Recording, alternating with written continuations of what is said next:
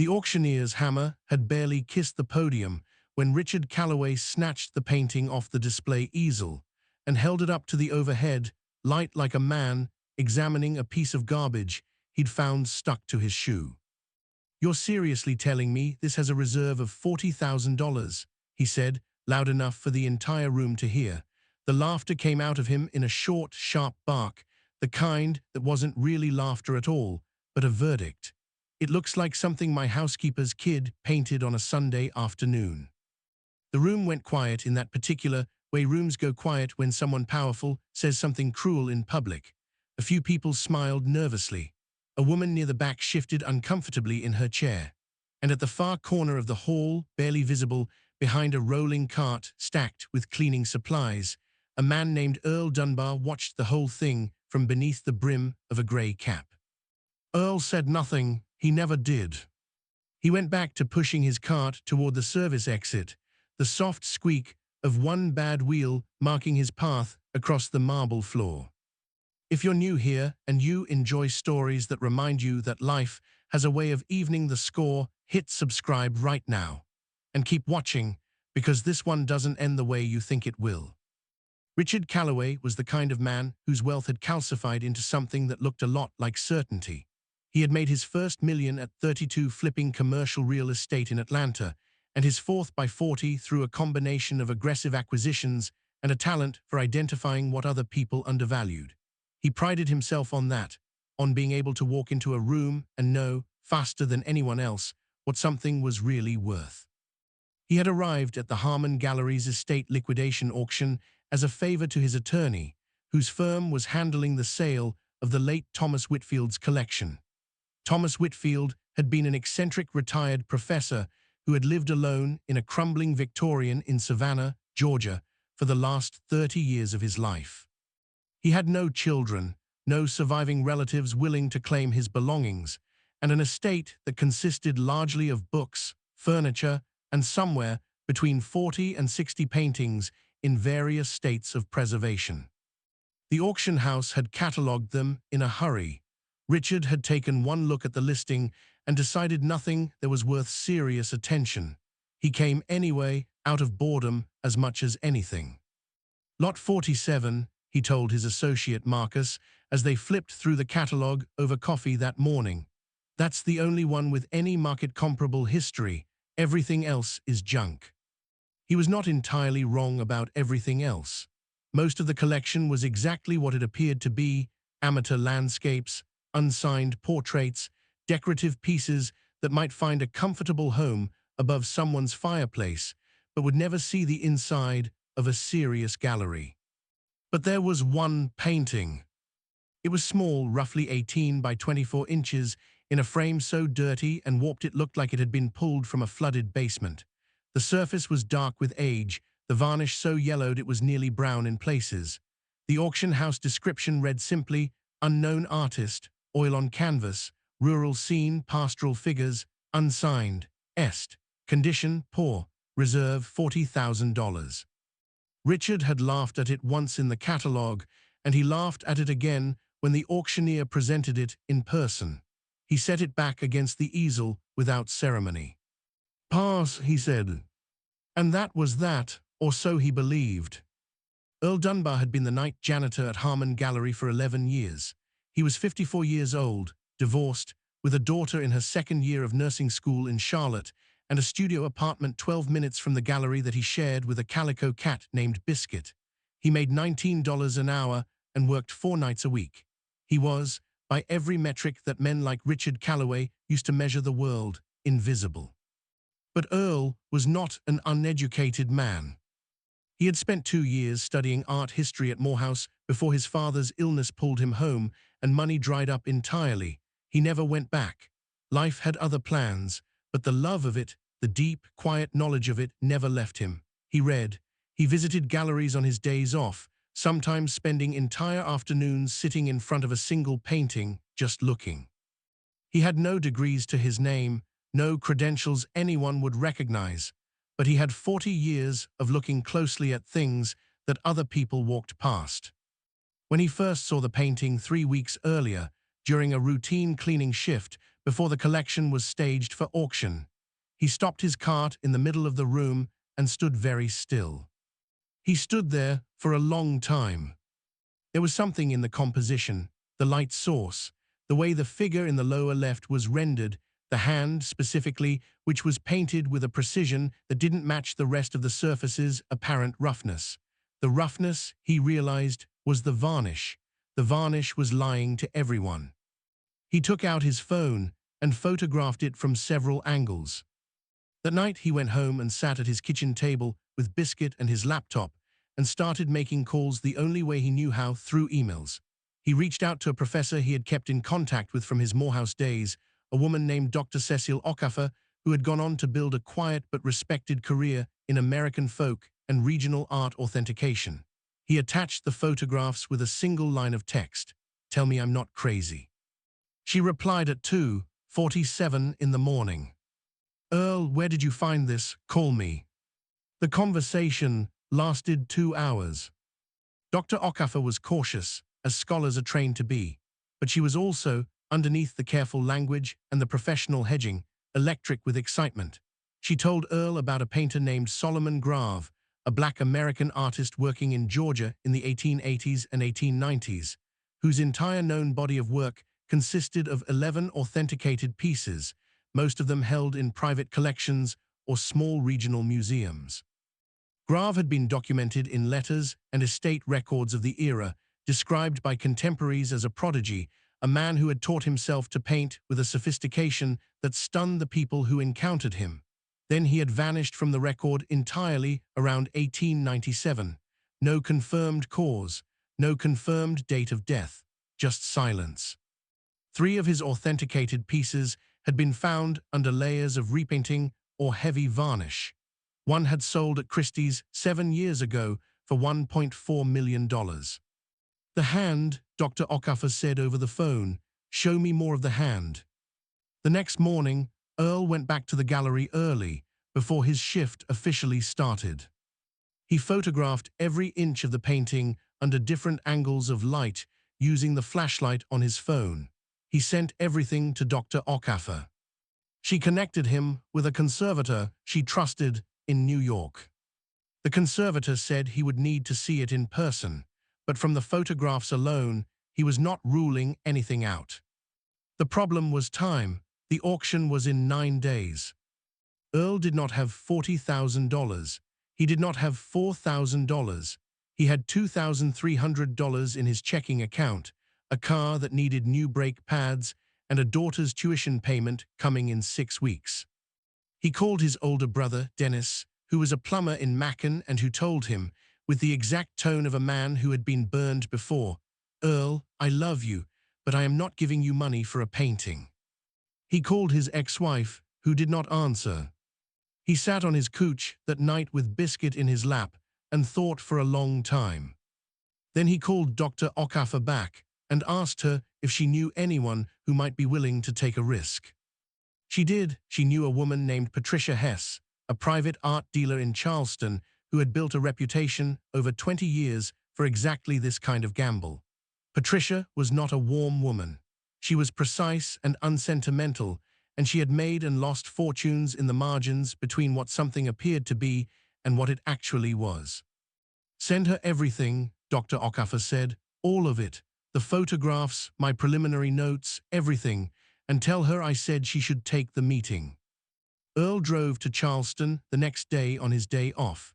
He wore the one good blazer he owned, the one he kept for his daughter's school events.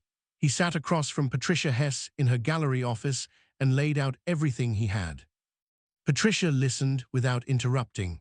She looked at the photographs for a long time. She read Dr. Okafor's preliminary notes twice. Then she put everything down and looked at Earl with the expression of someone calculating odds in real time. "If you're right," she said, "and I'm not saying you are, but if you're right, this is worth somewhere between $1 and $4 million, possibly more, given the scarcity of authenticated Grave works." "I know," Earl said. "And if you're wrong, I lose $40,000 and you lose nothing, because you have nothing to lose." "That's roughly accurate," he said.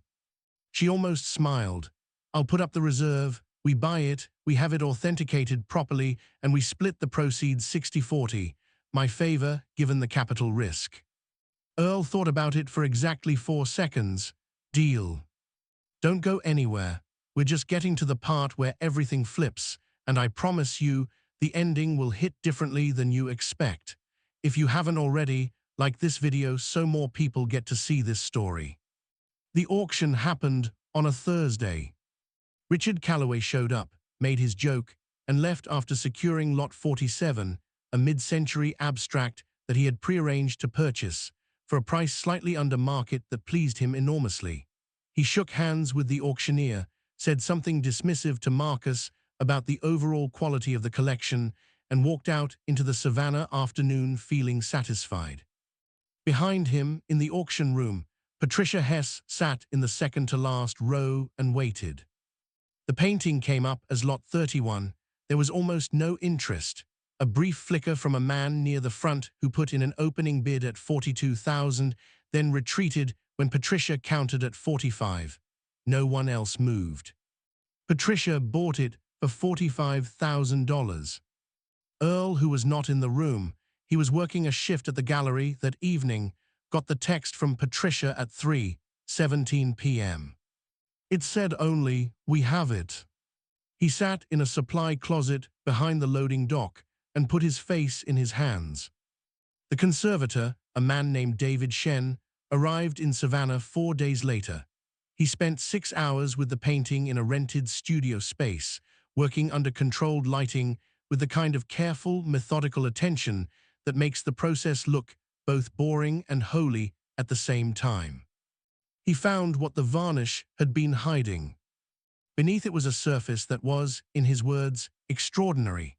The clarity of the underlying paint layer, the specific pigment composition consistent with the period, the technique in the figure's rendering. He needed additional testing, but his professional opinion, stated carefully and on the record, was that this was almost certainly the work of Solomon Grave. Dr. Okafor flew down and spent 2 days reviewing everything. Her formal preliminary authentication took 3 weeks and filled 14 pages. She cross-referenced brushwork signatures from the 11 known authenticated pieces. She consulted the Grave correspondence held at the Atlanta History Center. She identified 2 letters in which Grave himself described working on a small pastoral scene with figures at the field's edge during the summer of 1893. The description matched. The painting went to a certified conservation laboratory in New York for final testing, pigment analysis, canvas dating, infrared reflectography, the whole thorough machinery of art world certainty grinding slowly toward its conclusion.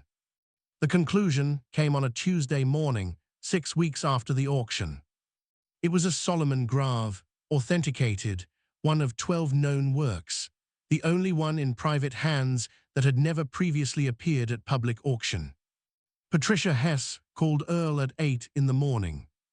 "We need to talk about next steps," she said. "What are next steps?" he asked. "I've already had 3 serious inquiries, 2 private collectors and 1 museum acquisition department. I'd like to take it to Christie's. Given the documentation and the provenance story, I think the market ceiling here is significantly higher than my original estimate." Earl was quiet for a moment. "How much higher?" "I think we're looking at 2.5 to 3 million, possibly beyond, depending on who shows up in the room." He had to sit down. He sat in the kitchen of his studio apartment with biscuit weaving around his ankles and looked at the water stain on the ceiling above the window that he had been meaning to report to his landlord for 2 years, and thought about his daughter's tuition. He thought about his father's medical bills, long since paid but never quite gone from the back of his mind. He thought about the painting, about the hand, the extraordinary, impossible hand, and about Solomon Grave, who had painted it in the summer of 1893 and then vanished into silence. "Okay," he said, "let's do it." The Christie's auction generated exactly the kind of story that the art world and the broader media ecosystem cannot resist, because it had everything: a lost masterwork, a forgotten genius, a janitor, a vindicated instinct, By the time the auction date arrived, it had been covered by 3 major newspapers, 2 art publications, and a segment on a morning news program that went mildly viral. Richard Calloway saw the story on the news program while eating breakfast at his kitchen island in Atlanta. He watched the full segment. He watched the painting, his painting, the one he had held up and laughed at in front of a room full of people, appear on screen, now cleaned and conserved and glowing with the unmistakable authority of serious, significant art. He watched the reporter describe how a gallery janitor had recognized something in the composition that a roomful of art professionals and wealthy collectors had missed entirely. He watched Earl Dunbar appear on screen briefly, a quiet, dignified man who said simply, "I've been looking at paintings my whole life. I knew what I was looking at." Richard set down his coffee cup. He did not say anything. There was no one in the kitchen to say anything to. The Christie's auction ran to 12 minutes of competitive bidding before the hammer fell. Final price, $2,840,000. After Christie's fees, Patricia Hess took her 60% of the net proceeds. Earl's 40% came to just over $1 million. $1,042,000 and some change before taxes, which he had already arranged to have managed by an accountant Dr. Okafor connected him to. He called his daughter from the parking lot outside Christie's New York offices after the wire transfer was confirmed, standing on the sidewalk in his good blazer, a cold November wind coming up 6th Avenue. "Dad," she said, because it was the middle of the afternoon on a Thursday, and he never called in the middle of the afternoon on a Thursday. "Hey, baby," he said. "Is everything okay?" "Yeah," he said. "Yeah, everything's okay. I wanted to tell you something." "What?" He took a breath. The wind picked up. Across the street, 2 pigeons were disputing a piece of bread with the focused intensity of attorneys. "Your tuition," he said, "for the rest of school, don't worry about it anymore." There was a long silence. "Dad," she said, "what did you do?" He laughed, a real laugh, the kind that comes from somewhere deep and surprised. "I'll tell you the whole story when I see you, but the short version is, I looked at something real carefully, and it turned out I was right." She started crying. He stood on the sidewalk and let her, because sometimes that's the best thing you can do. If this story moved you at all, leave a comment below. Tell me what you think Earl should have done differently, or if you think he did everything exactly right. I read every single one. The coda to the story, the part that didn't make the morning news segment, happened 3 weeks after the auction. Richard Calloway, through his attorney's firm, placed a call to Patricia Hess's office. He did not identify himself by name in the initial message, but Patricia knew who he was. She called him back herself out of a curiosity she could not quite suppress. "I'm prepared to discuss an advisory arrangement," Richard said. "I'm looking to expand into fine art acquisition, and I need someone with expertise in undiscovered work." Patricia listened to the full pitch. Then she said, very pleasantly, "I appreciate the call, but I should tell you, the person whose eye found that painting is not me. I provided capital. The expertise was someone else's." "Who?" "A man named Earl Dunbar." There was a pause on the line. "The janitor." "He's not a janitor anymore," Patricia said. "He's considering his options. I'll let him know you called." She did not let him know. She never passed the message along. And when she mentioned the call to Earl a few weeks later over dinner in Charleston, a celebratory dinner she had organized with Dr. Okafor and David Shen, she watched his face carefully to see how he reacted. He smiled slowly and looked down at his plate. "What would I even say to him?" Earl asked. "Nothing you'd need to," she said. He nodded. The conversation moved on to other things, to what Dr. Okafor was calling the grave problem, which was the sudden intense scholarly attention now being paid to the gaps in the historical record, and to whether there might be other works, in other attics and estate sales and forgotten corners of Georgia, waiting to be found by someone who knew what to look for. Earl listened carefully. He asked good questions. He was, Patricia noted to herself, the same person he had always been, precise, unhurried, unfazed by money in the way that people who have thought deeply about other things tend to be unfazed by money. He went back to Savannah that Sunday. He drove his own car, the same one with the brake pads that he had finally gotten replaced. He fed Biscuit. He sat at his kitchen table with his laptop and opened a long email he had been drafting for 2 weeks to a small regional museum in Augusta that was trying to build out its American art collection. He was not offering to donate anything. He was offering to consult. There were, he had come to understand, a great many paintings in the world that people had looked at without really seeing. Storage rooms in old universities, probate sales in small towns, church halls, the back rooms of antique stores where the owner was too busy to catalog everything properly and the stuff just sat, year after year, gathering the kind of darkness that turns out sometimes to be varnish. Earl Dunbar had been looking carefully at things his whole life. He was good at it. He had always been good at it.